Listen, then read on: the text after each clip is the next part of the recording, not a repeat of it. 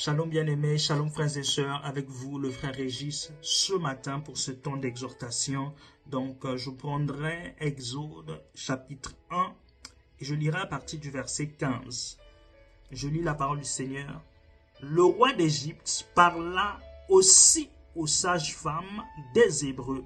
L'une s'appelait Sifra et l'autre Poa.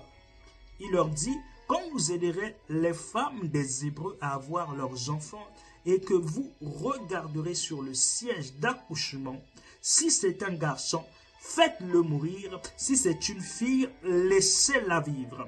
Mais les sages-femmes avaient la crainte de Dieu. Est-ce que tu peux dire la crainte de Dieu? Et elles ne firent pas ce que leur avait dit le roi d'Égypte. Et elles laissèrent vivre les enfants. Je lis le verset 20. Dieu fit du bien aux sages-femmes et le peuple devint nombreux et très puissant. Seigneur, merci pour ta parole. Seigneur, viens encore parler au travers de ma bouche pour bénir quelqu'un. Père, ô Dieu, viens encore libérer, papa, rendre claire la pensée que tu as mis dans mon cœur dans le nom puissant de Jésus-Christ. Amen. Frères et sœurs, ce matin, j'aimerais vous parler de quelque chose que possédaient ces sages-femmes.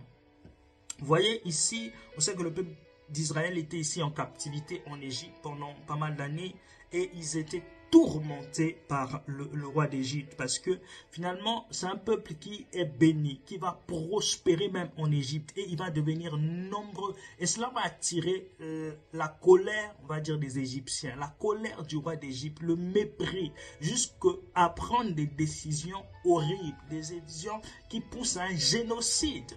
Voilà l'instruction que réellement le roi va dire à ses sages-femmes de faire pour détruire le peuple d'Israël, pour emmener le déclin des peuples d'Israël. Parce que pour se reproduire, on a même des hommes et des femmes.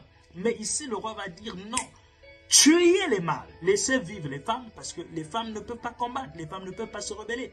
Mais aussi, cela bloque la croissance du peuple, cela bloque la prospérité d'un peuple. Cela était un objectif, éteindre ce peuple d'Israël. Et finalement, il va parler à ces femmes qui étaient des sages-femmes hébreux. Il va leur dire, donner cette instruction, ce commandement: tuez les hommes, laissez vivre les femmes. Frères et sœurs, ces sages-femmes, elles étaient esclaves au même titre que les autres. Elles pouvaient subir le courroux du roi. Elles pouvaient subir la mort. L'acte qu'elles ont posé pouvait les conduire à la mort. Parce que la Bible parle d'une chose. Il dit, mais les sages-femmes avaient la crainte de Dieu. Donc le roi est en train de parler à ces sages-femmes.